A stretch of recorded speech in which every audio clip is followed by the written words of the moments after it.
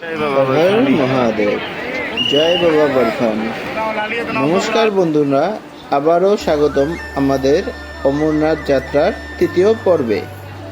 আজকের এই পর্বে আমরা শুরু করেছি শ্রীনগর থেকে বালতাল বেস ক্যাম্পের উদ্দেশ্যে আমাদের যাত্রা। পথে নিরাপত্তাও ব্যবস্থা ছিল অনন্ত কড়া। জায়গায় জায়গায় সেনাবাহিনী ও নিরাপত্তা বাহিনীর সদস্যের যাত্রীদের নিরাপত্তা যাত্রা নিশ্চিত করেছেন। তাদের নিরলস পরিশ্রমের জন্য আন্তরিক কৃতজ্ঞতা। ধীরে ধীরে আমরা পৌঁছে যাই মনোমুগ্ধকর সোনমার্গে। এখানকার প্রাকৃতিক সৌন্দর্য ভাষায় প্রকাশ করা কঠিন। রাস্তার দুই পাশে সবুজ পাহাড়, বরফে ঢাকা সিংহ আর মেঘের লুকোচুরি, প্রতিটি দৃশ্য যেন প্রাকৃতিকের এক জীবন্ত ছবি। যতই সামনে এগোচ্ছি ততই পাহাড়ের রূপ বদলে যাচ্ছে।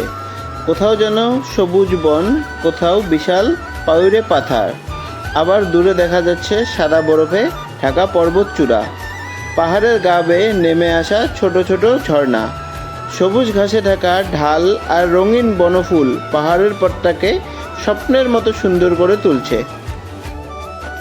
গাড়ি যতই বালতালের দিকে এগোয়, পাহাড়ের সৌন্দর্য ততই যেন আরো মনোমুগ্ধকর হয়ে ওঠে।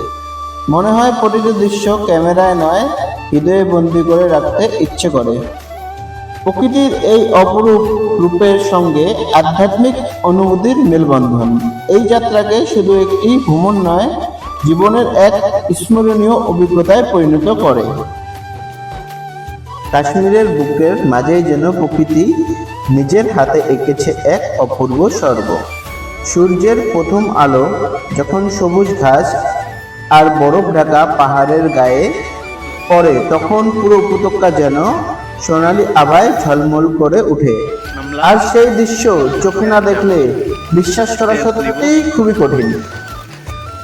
সেই খানা চালাই চলতে রহো, হর হর মহাদেব।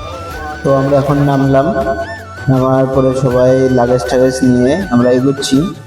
কিছু দূর এগোর পরে আমরা আবার লাইনে দাঁড়ালাম। লাইনে এখান থেকে আবার অন্য গাড়ি দিয়ে আমাদেরকে নিয়ে যাবে মোটামুটি 1.5 কিলোমিটার আপে এই লাইন। এখান থেকে আমরা আবার কিছু দূর এগিয়ে গাড়িতে উঠি। গাড়িতে ওঠার পরে রাস্তায় বহুত জ্যাম থাকায় সে কারণে আমরা আবার নামে পড়ি। নামার পরে আমরা আবার হাঁটতে হাঁটতে যাইতে থাকি। এই লম্বা জার্নি, এত লাগেজ নিয়ে হাঁটতে হাঁটতে শরীরও খুব ক্লান্ত হয়ে গেছে। তারপরেও আমরা যাইতে থাকি। যাওয়ার পর আমরা কিছু দূর যাওয়ার পর আমরা টেন্ট নিই।